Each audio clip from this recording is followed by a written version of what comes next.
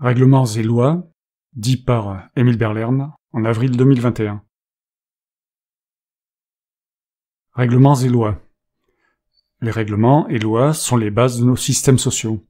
Et les systèmes des sociétés humaines sont des tapisseries aux motifs si complexes qu'on ne peut les détricoter qu'avec d'immenses difficultés. Même Pénélope ne pourrait détricoter un tel système, et surtout le système judiciaire de nos lois et règles. Et c'est ça le problème. Si un rusé s'infiltre au sommet du système, il peut s'y installer grâce aux règles, et ne peut en être délogé grâce aux règles également. Ce renard utilise les règles pour prendre les commandes, et utilise les mêmes règles pour ne pas être expulsé ou ajouter des règles qui font barrage à son expulsion, en utilisant à son seul bénéfice les forces militaires de la nation, gérées par un système hiérarchique dans lequel les soldats sont soumis par la peur des conséquences de leur rébellion et par esprit de corps, et un peu grâce au salaire. Il faut donc trouver un moyen d'interdire ce genre de règlement proposé par un dictateur potentiel. Il faut empêcher le système Napoléon, ou Bachar el-Assad, ou Poutine, ou Xi Jinping, ou junte militaire birmane, ou dynastie nord-coréenne, et même God Save the Queen, ad vitam aeternam, ainsi que les pseudo-démocraties, dont la différence avec la royauté ne crève pas les yeux. Aucun être humain ne doit rester à une place de responsable d'État au cours de sa vie, plus d'un temps supérieur à, disons, le plus court possible, un an maximum comme chez les Suisses, pourtant réputés pour leur lenteur.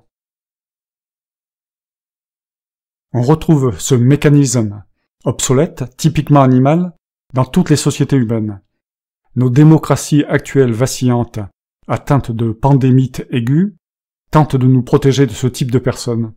Mais rien n'empêche que l'une d'entre elles parvienne un jour à biaiser la surveillance que sont supposées être, en France, les tours de guet du Conseil constitutionnel et la CNCDH, Commission nationale consultative des droits de l'homme.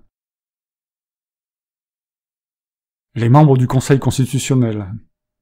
Voir le lien dans la présentation. 3 personnes nommées par le président de la République. Laurent Fabius, président du Conseil constitutionnel, nommé le 19 février 2016. Nicole Maestrassi, nommé le 12 février 2013. Jacques Mézard, nommé le 22 février 2019.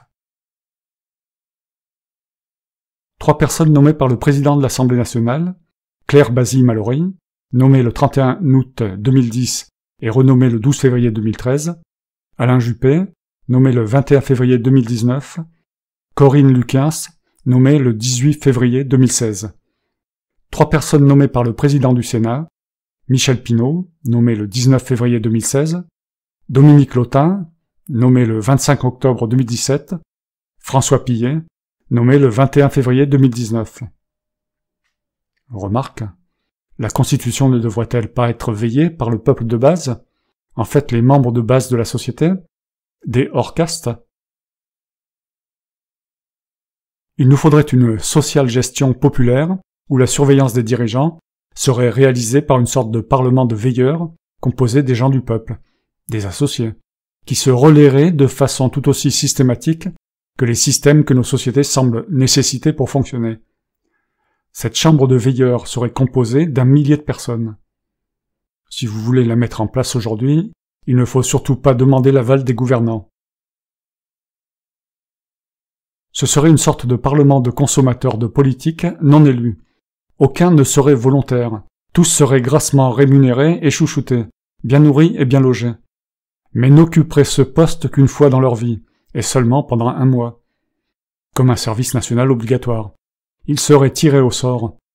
Leur rôle consisterait à voter mensuellement la continuité éventuelle de l'action présidentielle et gouvernementale, et la validité de tout pouvoir en place. Ils auraient ainsi le pouvoir suprême, le pouvoir de veto sur tout nouveau décret ou loi, et celui de destitution de quiconque commence à se sentir pousser les dents.